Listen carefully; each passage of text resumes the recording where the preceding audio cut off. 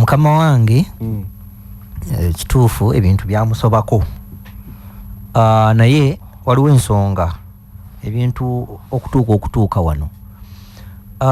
Uprising y'aba Gen Z yabadde nga manduso era emanduso yabadde ya financial bill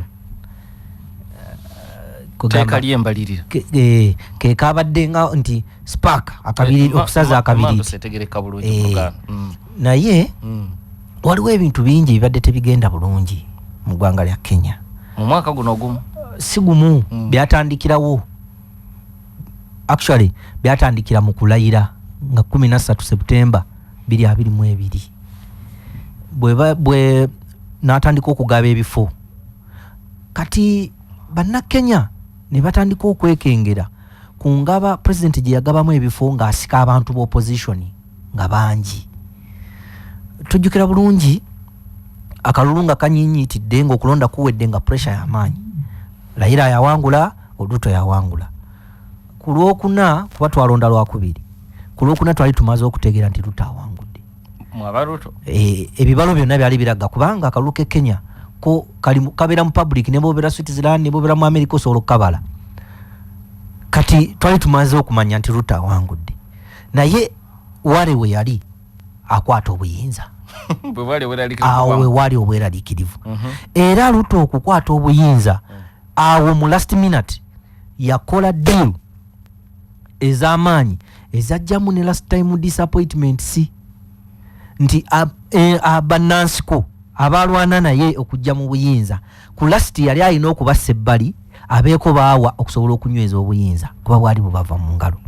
Kati bw'ate bw'amaliriza okubunyweza bano n'abanga abatadde n'abaseeseetula abazungu omuzungu bakyayita empisa okubeera ku lugo abawa tabawa mu mawulire baboogerako gundi agenda funa kino tekituuka. Agezezzaako kubanga bwe yaleeta aba cabinet assistant secretaries ng'ayagala at least bano abaweerekaawo bagire nga we baliira bafune ebyebifo. Ampuliriza cabinet assistant secretary wano mu Uganda ye state minister kakati n'agezaako creating ekifo ekyo jjukira nga Ruto tannajja mu buyinza yali yakiwakanya kuba kyali kyayagala okukolebwako emabega kati ate naye najja akireete asobole okuweerako banywanyi b'omukago ayina balina okuwa emirimu naye ebifo bitono ebifo nga biki bitono koti nevayo n'ekigoba nayagezaako kukyagala okukiyingizaamu n'ennyondo. Kati Ruto bw'asembeza ennyo bannabyabufuzi aba opposition kano kasembeza Odinga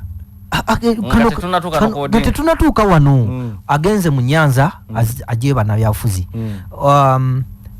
mukalwawo kennyini immediate nga kakagwa kubanga Dwale kati minister wa defense e Kenya Aden Dwale ekifo yakifuna lwe balangirira si yali alina okubeera minister wa defense naye Dwale ayogerezeganya ne sister we ayina sister we senator mu America bamita Omar amugamba tukoze tutya nsaba onoonye essimu yonna ne bwe bateri official bakubire ku Uhuru Kenyatta tukendeze ku pressure.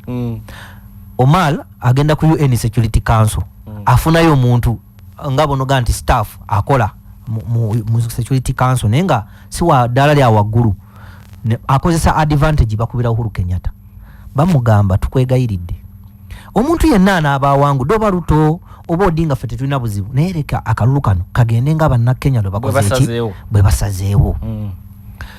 Ekyo bwe kiggwa Omar akwata essimu batandika okukubira bannamagye n'abali mu poliisi ab'amaanyi ne bannabyabufuzi ab'amaanyi abasiraamu nga babategeeza nti William Ruto atuwadde ebitundu 15 ku 100 ebya gavumenti ye so bwe wabaawo embeera yonna ng'egamba kubba kalulu oba kukola sabotage you resist. Era Deputy Inspector General wa Police yajja kubanga Inspector General wa Police yalina directive nga William Ruto si wakulangirirwa lwakiri bakasule draw kati deputy omusiraamu yajja Chebukati mu kasenge we baali bamuwambidde amuleeta balangirira ebivudde mu kulonda. Kati awo Dwale afuna obwa minister wa defense waliwo no kasoko obutebaawo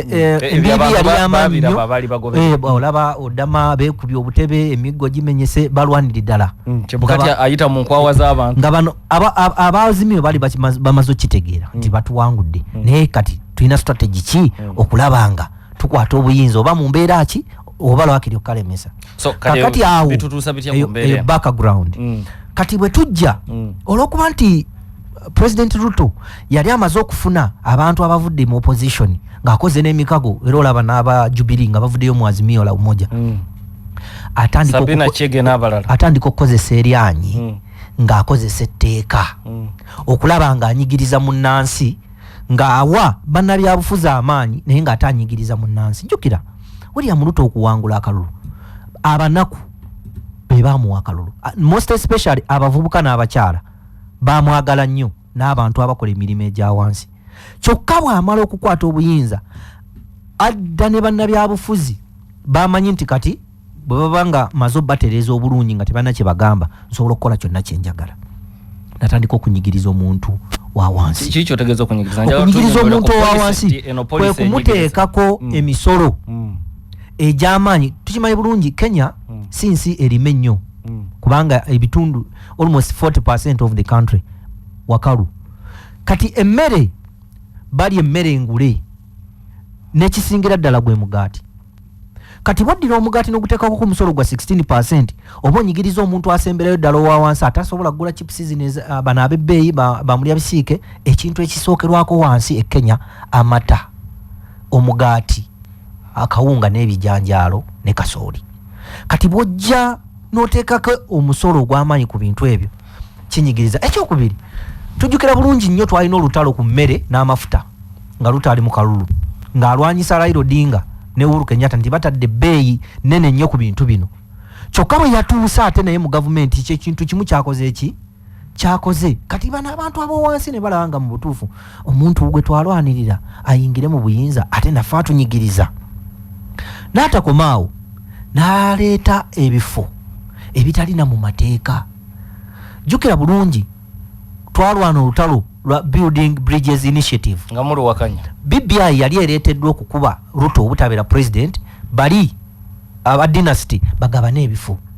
Immediately nga yakawangula obuyinza kye yasookerako naleeta prime cabinet secretary Mudavadi ono prime minister lwakuba teyayagala kukyogera butereevu. Jjukira mu ssemateeka wa Kenya ekifo kya prime minister baali bakijjawo nga kireeta obutabanguko wakati wa president ne prime minister okusika omuguwa. Wabula oluvannyuma lwa Raila Odinga okubbibwako akalulu ke mu 2007 mu nteeseganya ezaaliwo nga zikulemberwamu omugenzi Kofi Annan bakkiriziganya batekewo ekifo ekyo Raila Odinga asobole okukakkana kuba ekyamazima yali awangudde kyali kiwedde. Bakikomyawo naye mu constitution empe ya 2010 bakijjawo kubanga era olaba embiibi yali y'amaanyi nnyo wakati wa Raila Odinga ne mukama we Mwai Kibaki. Naye ne batondawo deputy president atagobwa.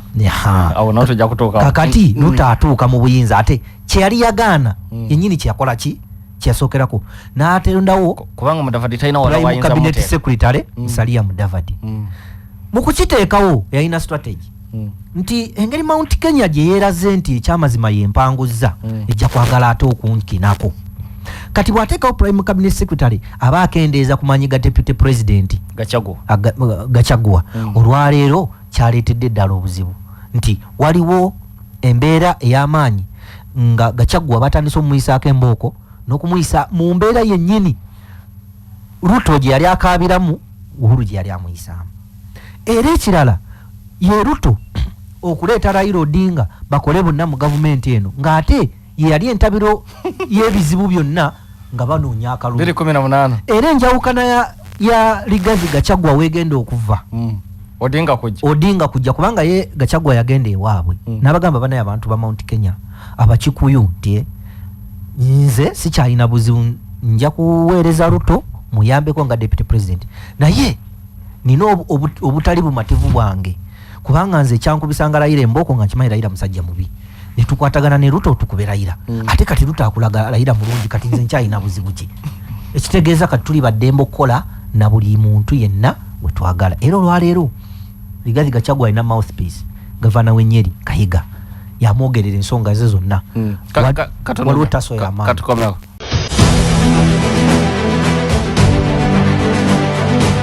I agreed with people that innocent lives were lost. Kazi itafanyika saa hizi. You fought for it. You voted for it. And now it has arrived. Change begins now. Njagala obbasaba temubeera diverted abatulonda bingi nnyo bigenda mbegayidde munoonye emigo mugye mutuwuttule ate